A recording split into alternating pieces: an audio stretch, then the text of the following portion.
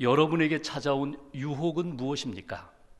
가정에서, 일터에서, 사회에서, 사람들과의 만남 속에서 여러분들에게 자주 찾아오는 유혹은 무엇입니까? 신앙생활하면서 여러분들에게 찾아온 유혹은 무엇입니까? 성경을 읽으면서, 말씀을 들으면서, 하나님 앞에 기도하면서 종종 내 마음속에 일어나는, 내 주변에서 찾아오는 영적인 유혹은 무엇입니까? 유혹이 여러분들을 찾아올 때 여러분들은 무엇으로 유혹을 이겨나가고 있습니까?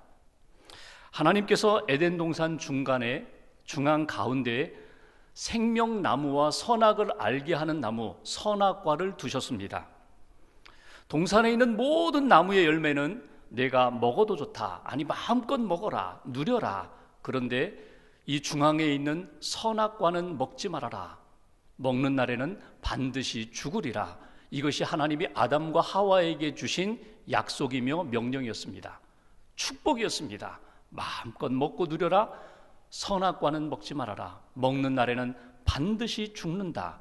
그런데 그들이 선악과를 먹었다는 것입니다. 이것이 오늘 본문의 내용입니다. 우리가 이 본문을 읽을 때마다, 말씀을 들을 때마다 한 가지 떠오르는 궁금증이 있습니다. 그것은 선악과가 무엇이냐 하는 것입니다. 선악을 알게 하는 나무, 그 선악과는 무엇인가? 하나님은 왜 선악과를 에덴 동산에 두셨는가? 창세기 2장 9절에 보면은 하나님께서 에덴 동산 가운데 중앙에 생명나무와 선악과를 두셨다고 말씀하고 있습니다. 가운데 두셨다는 것은 무엇입니까? 중요하다는 것입니다.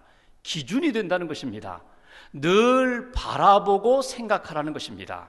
늘 바라보고 하나님의 마음이, 하나님의 뜻이 어디 있는지를 늘 생각하며 살아가는 신앙의 기준, 삶의 기준이 되는 것으로 선악과를 에덴 동산 중앙에 두셨다는 것입니다.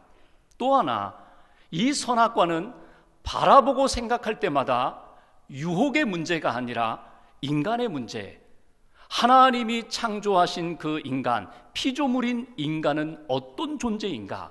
인간은 누구인가? 나는 누구인가를 항상 생각하라는 것입니다. 하나님은 창조주요, 우리는 그분의 피조물이다.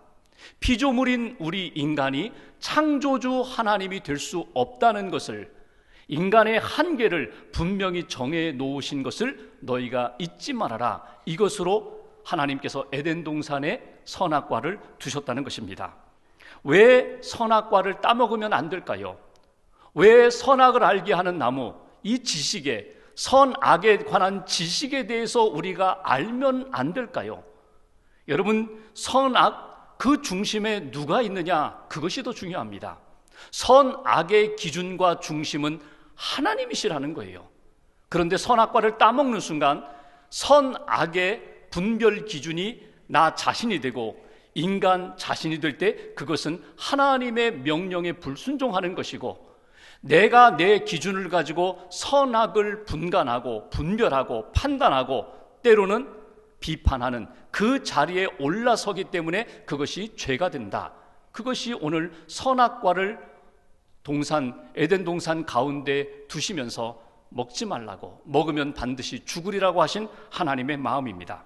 선악과를 통하여 우리는 하나님의 창조주 되심과 나 자신 인간의 피조물됨을 잊어버려서는 안 된다. 이것이 오늘 선악과를 지으시면서 하나님이 아담과 하와에게, 우리들에게 전해주시는 메시지입니다.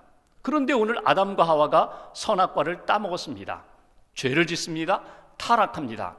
오늘 이 말씀을 통하여 우리에게 주시는 영적인 메시지는 무엇일까? 먼저 1절 말씀을 다시 보겠습니다. 1절 한 절을 같이 봉독합니다. 그런데 뱀은 여호와 하나님이 지으신 들짐승 중에 가장 간교하니라. 뱀이 여자에게 물어 이르되 하나님이 참으로 너희에게 동산 모든 나무의 열매를 먹지 말라 하시더냐. 아멘. 여기 보면은 하나님의 사랑에, 하나님의 말씀에 의심케 하는, 흔드는 존재가 있다는 것입니다. 그 뱀이 오늘 성경 표현대로 하면은 간교하더라, 이렇게 표현되어 있죠. 간교하더라라는 이 히브리어 원어가 아룸입니다. 아룸이라는 이 단어는 우리가 생각할 때 아주 교활하다, 아주 약삭 빠르다 뭐 이런 의미보다는 지혜롭다, 현명하다 그런 의미입니다. 그리고 하와에게 말을 던질 때의 그 표현을 보면은요, 아주 뭐 날카롭게 비판하면서 다가오는 것이 아닙니다. 아주 부드럽게 아주 친한 사이에서 대화하듯이 그렇게 하와에게 접근했다는 것입니다. 우리를 유혹하는 존재, 그 존재는 아주 친밀하고 현명하고 신뢰할 만한 그런 존재로 우리에게 다가온다는 것입니다. 그가 유혹하는 방법이 무엇입니까? 오늘 그가 던진 말 1절을 다시 한번 보십시오. 중반부에 이렇게 표현합니다.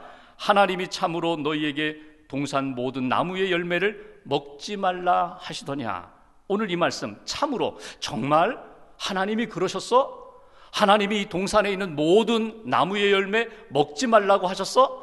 마치 아주 엄격한 하나님, 극단적인 하나님인 것처럼 그렇게 자극하고 있는 모습을 우리는 읽을 수가 있습니다. 그 속에서 오늘 하와의 마음 가운데 있었던 섭섭함, 그것이 이제 드러나기 시작합니다. 하나님이 동산에 있는 모든 나무의 열매를 따먹으라고 하셨는데 저기 있는 저 선악을 알게 하는 나무, 그것만 금하셨는데 왜 그러셨을까? 하나님이 주시려면 다 주시든지 아니면 유혹거리를 만들지 마시든지 하나님이 왜 그러셨을까? 이러한 마음을 자극하면서 오늘 뱀이 유혹하는 것, 뭔가 이상하지 않아? 뭐 섭섭하지 않아? 너에게 다 주지 않은 것, 그 한 가지, 그것 때문에 좀 마음에 걸리지 않아? 이렇게 던진 것이 오늘 하와의 마음 가운데 의심으로 나타났다는 것입니다. 여기에 우리에게 주시는 첫 번째 메시지가 있습니다. 그것은 하나님의 사랑에 대하여 의심하지 말라는 것입니다. 하나님의 은혜, 하나님의 말씀, 하나님의 기준, 하나님이 나에게 제시하신 모든 명령에 대하여 의심하는 마음으로 흔들리지 말라고 우리에게 주시는 첫 번째 메시지입니다. 여러분, 지금도 오늘 우리들에게 다가와서 하나님의 사랑에 대하여 의심케 하는 역사는 너무나도 많습니다. 하나님의 그 구원의 역사, 하나님의 사랑의 역사에 대하여 계속 내 마음을 흔들고 나로 하여금 의심의 나락에 빠지게 하는, 떨어지게 하는 그런 일들, 사람을 통하여, 소문을 통하여, 세상의 이론들을 통하여 하나님의 사랑과 하나님의 역사에 대하여 의심케 하는 일들이 수도 없이 많이 찾아온다는 것입니다. 그들이 와서 우리에게 자극하는 것은 무엇입니까? 도대체 하나님이 당신에게 왜 그랬을까? 섭섭하지 않아? 원망스럽지 않아? 의심스럽지 않아? 당신도 할 수 있는데, 당신도 그럴 권리가 있는데, 이렇게 강조하면서 하나님으로부터 멀어지게 만드는, 하나님을 의심하게 만들고 그 신앙을 흔드는 일이 우리 안에 수도 없이 일어난다는 것입니다. 여러분, 이단들을 보십시오. 이단이 다가올 때에 여러분 강하게 하나님을 비판하면서 다가오지 않습니다. 하나님을 믿는다고 합니다. 자기들도 복음 안에 있다고 합니다. 예수님을 믿는다고 합니다. 그런데 이야기를 하다 보면 마지막에는 끝단자, 끝이 달라요. 그들의 속마음이 드러나요. 결국 뱀이 여자에게 접근하여 유혹하면서 그의 의심을 자극하고 하나님으로부터 멀어지게 만드는 그런 역사처럼 이단의 역사는 그 시작이 거의 동일하다는 것입니다. 하나님께서 아담과 하와에게 무엇을 주셨습니까? 모든 것 다 주셨어요. 누리게 하셨어요. 하나님의 기준, 인간의 한계, 하나님의 명령, 하나님의 그 기준은 건드리지 말아라. 너는 피조물이야. 너는 영원히 피조물이야. 내가 하나님이 될 수 없어. 하나님처럼 살 수 없어. 그것에 대하여 하나님이 약속을 하셨는데, 제시하셨는데, 인간의 마음이 하나님 감사합니다. 모든 것 하나님이 주셨습니다. 이것으로 충분합니다. 하나님의 사랑을 받았고 지금도 하나님의 사랑을 받을 것입니다. 하나님, 선악과를 보면서 하나님이 나의 창조주가 되시고 나는 영원한 하나님의 피조물입니다. 이 고백으로 나아가면 은혜가 되는데 그 한 가지 때문에 왜 안 주셨을까? 왜 금하셨을까? 그것이 도대체 내 인생에 무엇일까? 그 의문점만 가지고 붙잡게 되면은 우리는 나도 모르게 믿음을 잃어버리고 의심하는 사람으로, 믿음에서 멀어지는 사람으로 떨어지게 된다는 것입니다. 여러분 보십시오. 선악과를 주신 것은 분명히 하나님의 은혜입니다. 하나님의 은혜를 하나님의 은혜로 받아들여야 되는데 그것을 은혜로 받아들이지 못할 때 의심의 사람이 된다는 거예요. 여러분 모든 것을 다 가졌어요. 하나님이 모든 것 다 주셨어요. 근데 내게 없는 것 한 가지 때문에 흔들리고 내게 주신 그 많은 은혜와 복을 떨어뜨리지 마시라는 거예요. 오늘 또 하나 말씀을 통하여 주시는 메시지가 있습니다. 2절 말씀 보십시오. 제가 봉독합니다. 여자가 뱀에게 말하되 동산나무의 열매를 우리가 먹을 수 있으나, 3절 같이 봉독합니다. 동산 중앙에 있는 나무의 열매는 하나님의 말씀에 너희는 먹지도 말고 만지지도 말라 너희가 죽을까 하노라 하셨느니라. 하와가 뱀에게 이야기합니다. 아니야, 하나님이 다 금하신 것이 아니라 다 먹을 수 있어. 단 하나 선악을 알게 하는 나무는 먹지 말라고 하셨어. 하나님께서 창세기 2장 17절에 보면은 하나님이 아담과 하와에게 주신 말씀이 있어요. 선악을 알게 하는 나무의 열매는 먹지 말라. 네가 먹는 날에는 반드시 죽으리라 하시니라. 하나님이 아주 강하게 그렇게 말씀하십니다.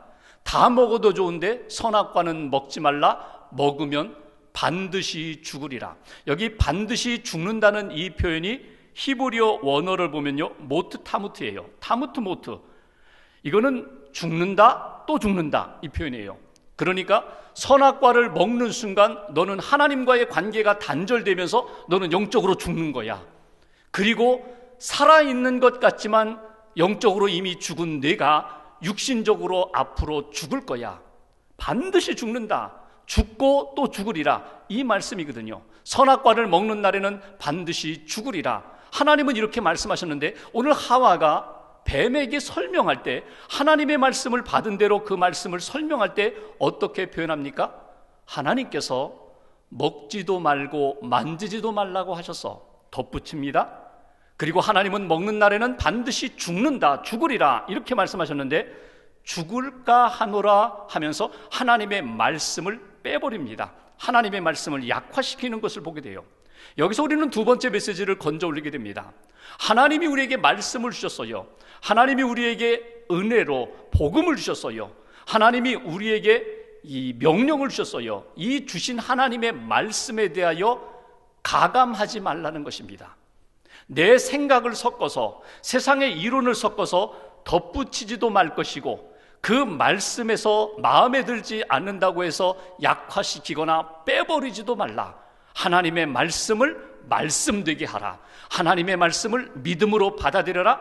그 말씀에 순종하라고 우리에게 주시는 메시지입니다. 여러분 여기 한번 보십시오. 하와의 이야기, 뱀에게 이렇게 이야기하죠. 하나님께서 먹지도 말고 만지지도 말라고 하셨어. 여러분 이 마음 속에 있는 하와의 마음은 어떤 마음입니까? 흔들리는 마음입니다. 먹지도 말고 만지지도 말라, 접근도 하지 말라고 하셨어. 이렇게도 해석할 수 있지만, 먹지도 말라, 만지지도 말라, 그 말씀 가운데는 내 마음 속에 어떤 욕망이 있다고요? 가서 한번 만져보고 싶다, 한번 좀 먹어보고 싶다. 하나님은 먹으면 죽는다고 하셨는데, 아니 그거 먹으면 정말 죽을까? 이런 의심이, 이런 하나님의 사랑에 대한 의심, 약속의 말씀에 대한 의심이 하와의 마음속에 계속 요동치고 있었다는 것입니다. 말씀을 말씀으로 받을 때 우리는 정신이 번쩍 나요. 하나님의 기준선이 분명해요. 인간의 한계선이 분명해요. 그런데 그 말씀을 훼손시키며 타협하면서 내가 좋은 대로 해석해 나갈 때 그 말씀의 본질을 잃어버리게 된다는 거예요. 오늘 하나님은 아담과 하와에게 분명히 말씀하셨습니다. 선악과 먹지 말아라. 먹으면 죽는다. 반드시 죽고 죽으리라. 이 말씀 붙잡고 그 선악과의 기준을 가지고 살면 되는데, 하와가 계속해서 덧붙이는 그런 모습을 오늘 본문에서 보게 됩니다. 빼기도 하죠. 죽을까 하노라. 죽는다 이렇게 말씀하셨는데 죽을까 하노라. 그렇게 되자 4절에 보시면 뱀이 바로 이때다 하고 하와에게 무엇을 이야기합니까? 뱀이 여자에게 이르되 너희가 결코 죽지 아니하리라. 먹어도 죽지 아니하리라. 하나님은 먹지 말라, 먹으면 죽는다. 뱀은 이렇게 얘기합니다. 먹어도 죽지 아니하리라. 하와가 이미 그 유혹의 늪에 빠져서 허우적거리는 그런 모습을 우리는 본문에서 보게 됩니다. 여러분, 하나님이 여러분에게 말씀을 주셨어요. 우리 모두에게 하나님이 복음을 주셨고 계명을 주셨고 하나님의 말씀을 끊임없이 주십니다. 그런데 우리는 자꾸 그 말씀을 선별하려고 해요. 내 마음에 듣는 말씀은 그 말씀을 더 강하게 확대하고 과장합니다. 그 말씀에 대하여 아멘 아멘 합니다. 반면에 그 말씀이 마음에 들지 않아요. 그 말씀이 이해가 되지 않아요. 그 말씀이 내 삶에 적용하고 싶지 않아요. 그러면 그 말씀을 축소하고 축소해버립니다. 아예 은폐해버립니다. 묻어버려요. 그리고 하나님이 내게 원하시는 그 뜻, 내 마음에 들면 아멘 아멘 하다가 하나님이 내게 말씀하셨는데 마음에 들지 않으면 노멘 노멘 하는 거예요. 그건 내게 주신 말씀이 아니야. 내게 적용할 말씀이 아니야. 저 집사님에게, 저분에게, 목사님에게 주신 말씀이지 그건 내게 주신 말씀이 아니야. 하나님의 말씀을 임의로 내 뜻대로 내 기준으로 선별한다는 거예요. 하나님의 말씀을 말씀으로 받으세요. 오늘 내게 주시는 말씀으로 받으세요.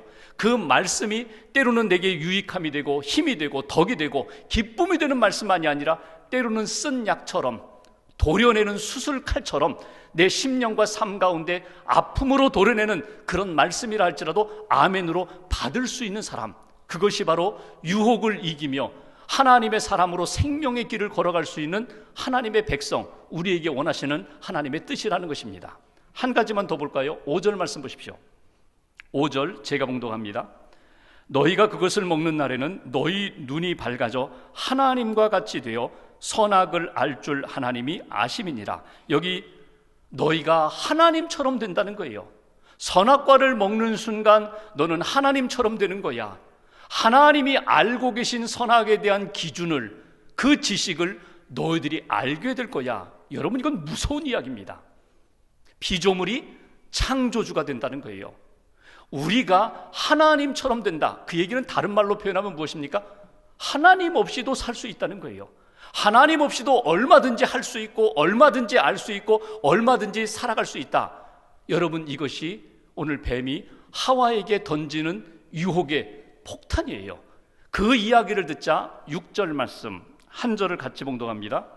여자가 그 나무를 본즉 먹음직도 하고 보암직도 하고 지혜롭게 할 만큼 탐스럽기도 한 나무인지라 여자가 그 열매를 따먹고 자기와 함께 있는 남편에게도 주매 그도 먹으니라.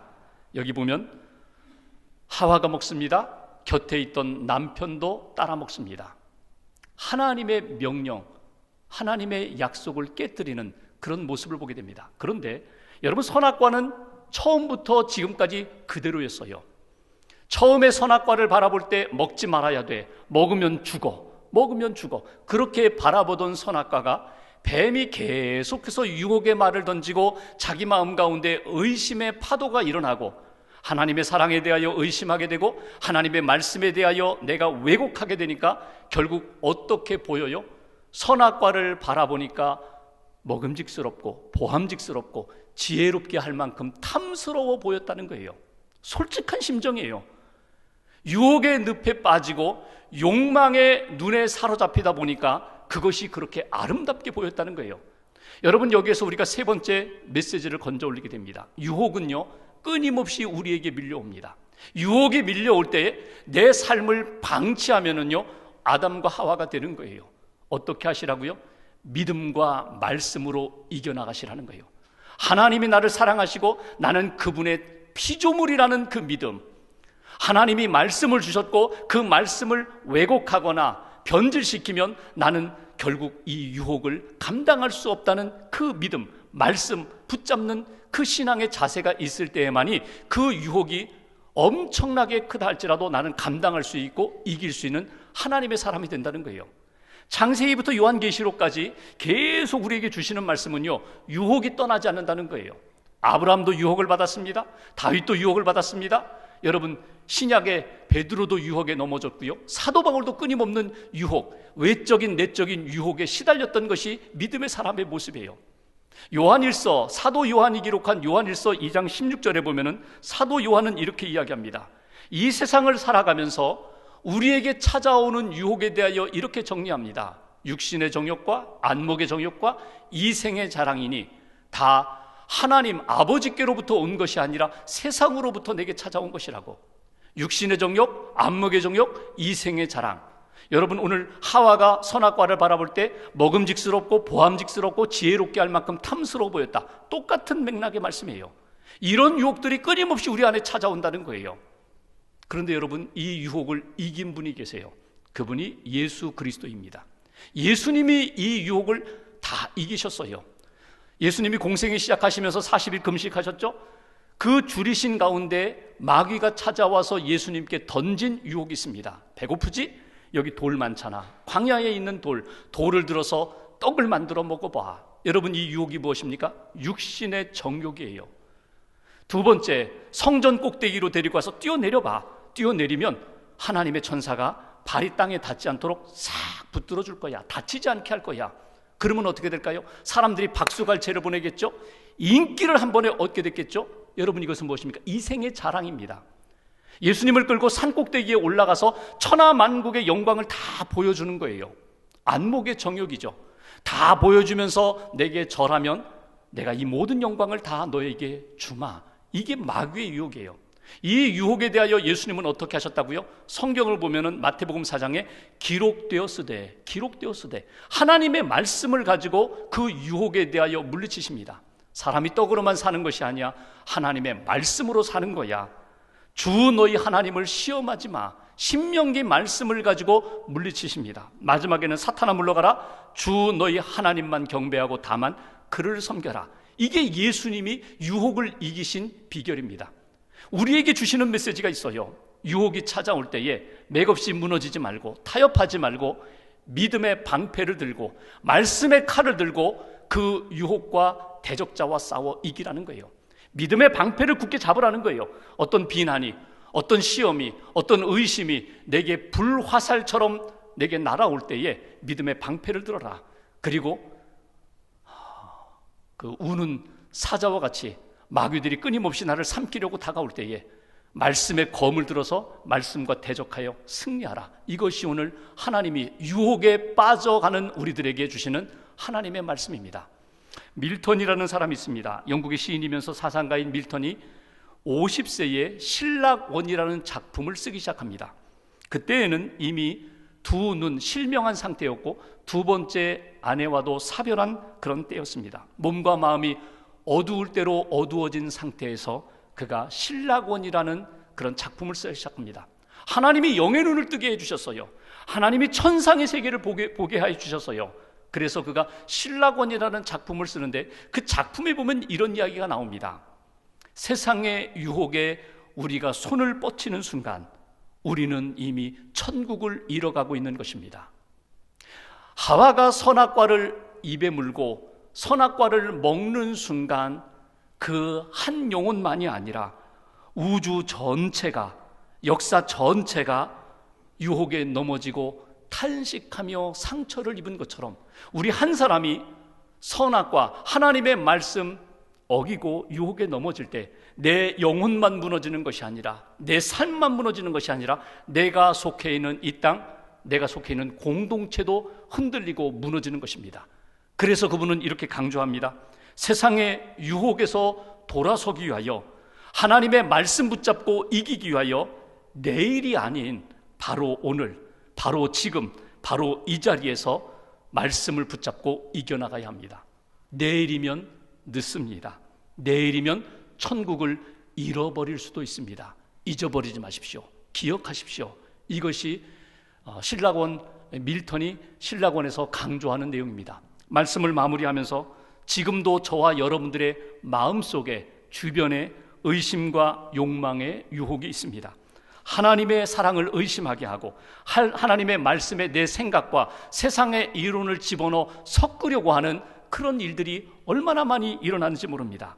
유혹에서 이길 수 있도록 여러분 믿음의 방패를 손에 드십시오. 말씀의 검을 손에 드십시오.